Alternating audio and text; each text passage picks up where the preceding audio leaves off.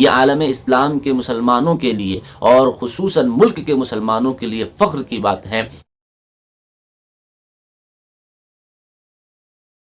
السلام علیکم ورحمۃ اللہ وبرکاتہ۔ ناظرین، قرآن کریم اللہ رب العزت کی نازل کردہ کتاب ہے، اور یہ ایک معجزہ ہے، اور ایسا معجزہ ہے جو تا قیامت جاری رہے گا۔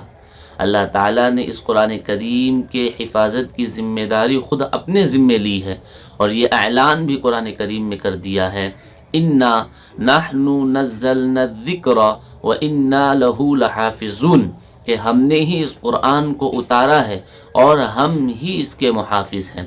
اور اللہ تعالیٰ نے اس قرآن کریم کو سرکار دو عالم صلی اللہ علیہ وسلم کے قلب اطہر پر اتارا، اور سینہ در سینہ یہ قرآن کریم منتقل ہوتا ہوا آج ہم تک پہنچا۔ اس سلسلے میں دو اور نام جڑ چکے ہیں۔ ایک طالب علم کا نام ہے محمد شعیب ابن محمد ارشاد بانکوی۔ یہ طالب علم جامعہ اسلامیہ اشاعت العلوم عقل کنواں ملک کے مشہور ادارے میں محض 100 دنوں میں پورا قرآن کریم اپنے سینے میں محفوظ کر لیتا ہے۔ دوسرے طالب علم کا نام ہے محمد معاذ ابن قاری بلال احمد قاسمی دامت برکاتہم، ساکن جاگیردار colony railway station, Jamia Islamia Darul Uloom. یہ طالب علم صرف 96 دنوں میں پورا قرآن کریم اپنے سینے میں محفوظ کر لیتا ہے، اور کمال کی بات یہ ہے کہ عصری تعلیم کے ساتھ ساتھ اس دوسرے طالب علم نے پورا قرآن کریم اپنے سینے میں محفوظ کر لیا۔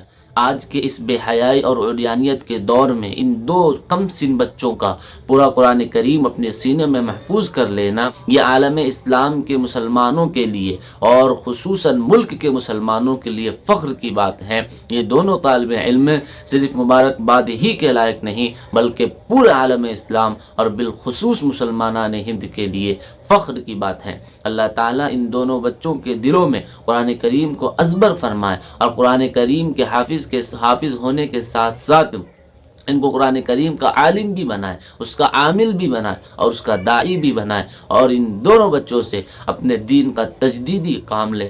السلام علیکم ورحمۃ اللہ وبرکاتہ۔